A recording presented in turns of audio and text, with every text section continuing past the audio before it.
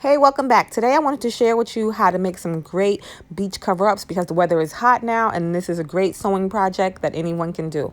If you haven't already subscribed, make sure to subscribe so you can follow along with the sewing journeys. All right, for the first one, I had scrap fabric. So I didn't have a full piece of fabric, so I just used what I had.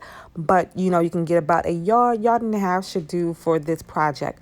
You want to make sure that you are going to have the stretchiest side stretching across your hips and waist, because you want to be able to get a good stretch and pull it on and off. So first you're going to measure your waist, then you're going to go down about 6 inches or so, and you're going to measure your hips, and then you will also measure how long you would like your skirt to be.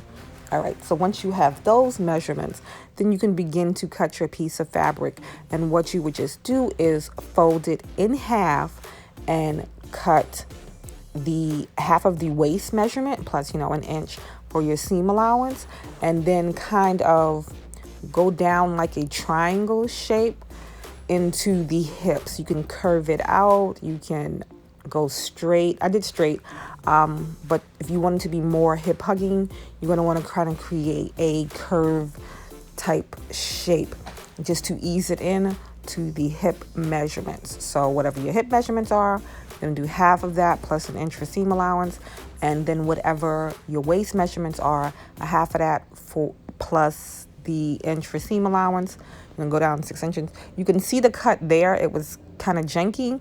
I did clean it up after, but just so you can see how it went from the waist down to the hips, and then you will blend it down from there. And then that's basically it for that part. And then you're going to put it right side to right side and sew a straight seam all the way to the bottom on that side.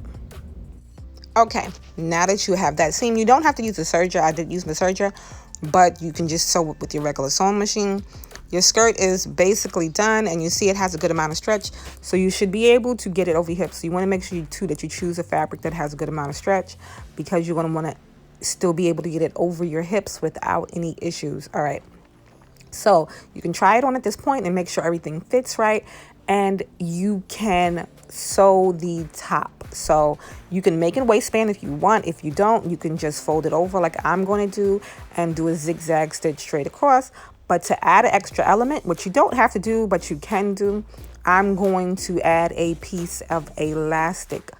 So this will add like a little scrunching effect. Like I said, to do it, you'll just attach the elastic and do a zigzag stitch. So while you're attaching it with the zigzag stitch, you'll give it a little pull so that the elastic goes, not the fabric. You just give the elastic a pull so that it pulls out the fabric, like it scrunches up the fabric. So I don't know if I'm explaining it good. If you have any questions, you can ask me. But you're going to pull the elastic, not the fabric, while you are attaching it to the side seam there. And just take your time doing it to make sure that everything is attached. I did leave the hem raw because it is a stretch fabric and it's not going to fray or anything like that. And it is a beach cover up, and I didn't think that part was necessary. But that is it for your first beach cover up. And you can use the same method to make yourself a skirt also. All right, that's it for that one.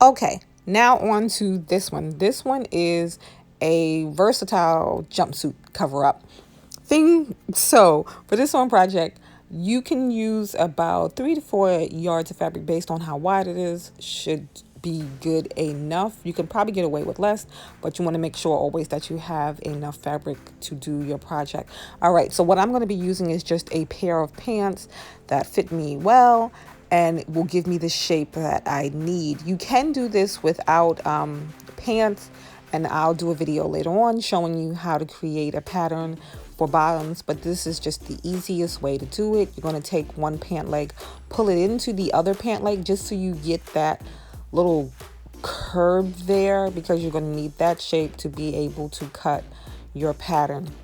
All right, also you're going to measure from the top of your bust down to your waist. And you want to take that measurement, and I took that and added like an inch just to make sure I had a bit of ease, because that's going to be the top part of the jumpsuit cover up. All right, once you have that, then you can mark it. I'm just looking at it by the lines on the fabric, but if you don't have lines on the fabric, you want to make sure you mark that so that you don't cut up too high or too low. Now you're going to take your pants, you're going to fold the fabric in half, right side to right side, and you're going to line up the straight line on the fold of the fabric, and the curved line is going to be on the other side. I'm going to cut down into a bell bottom type shape once I get past the knee, and then just go straight up. So you can see me coming up from the bell shape that I have made at the bottom, and you can add whatever length you want there if your pants aren't long enough, or if they're too long, you can take away some. Gonna go up into the crotch area. I'm also adding about an inch of seam allowance. If you are using a pair of pants that are already the exact fit that you want and they have the shape, make sure you don't cut them too big, because these are like woven pants. So if that makes sense to you, you don't want to add too much, because then you're going to have a real baggy fit. All right, here I came straight up like it was this jumpsuit that I did have that had like a baggy type top. You don't want to do that for this. You can do it, but I didn't want to do that for this. So if you want a more curved shape, I drew a line. You can go in more for your waist so that it fits better. You can do it either way, but I did want this to fit better. But you don't want to go too tight. So not too loose, not too tight. You don't want to go too tight, because you still want to be able to get in and out of it. So right now I have two pieces, because I cut two pieces because I have two legs. All right. So when you're done with this, then you're going to go on to the next step, which is going to be just sewing down from the little peak of your crotch there. And you're just going to sew straight down to the bottom of your pant leg. And you can see now where my little bell is at my bottom. All right, so again, from the peak, not above the peak, below the peak. So below the peak, you're going to sew straight down. Now you have two tube-like looking legs, and you're going to go on to the next step. You're going to turn one right side out, leave the other one inside out, and then you're going to join them together. You're going to put the right side one into the wrong side one and line them up right side to right side. Okay, once you line up the two pieces, then you're going to find the center of the crotch. So you'll find the middle, line those up. You can pin it all the way around if you want. I didn't pin mine, but you can pin it all the way around, and you're just going to sew straight around. So from one side, from one top, go around the curve into the center crotch. You see it there. You don't want to join them together. You want to join the two separate pieces together, but not the whole thing. So make sure you don't mess that part up.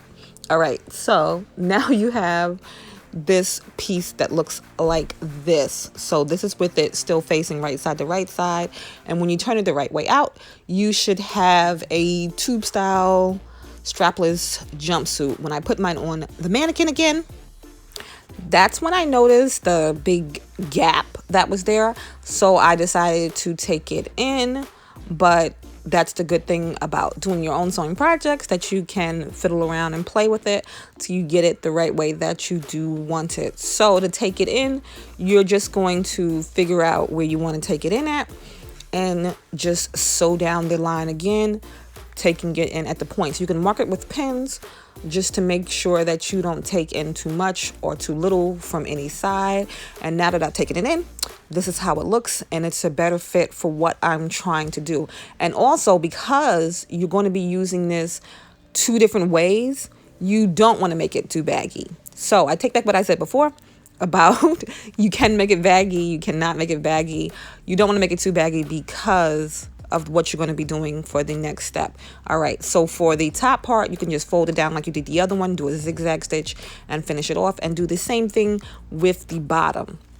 All right, so this is it as a jumpsuit, and it's cute. It's sheer enough so that it's a good cover up. If you wanted to make it as a regular jumpsuit, you would just use a thicker fabric. This fabric would be good, but it would be a little bit sheer. You use a thicker fabric. All right, so now you have it, and you can wear it this way, and it's cute, and it's like a full jumpsuit cover up. You can go from the beach to out to eat, and it wouldn't be an issue. But if you wanted to wear it as pants, then all you would do is just fold it down. And because this fabric is light and thin, the waist is not going to be too bulky. So that's it for this one. If you like, please give it a big old thumbs up. Do not forget to subscribe to follow along on the sewing journeys, and check out my other pages, which are linked below. Bye.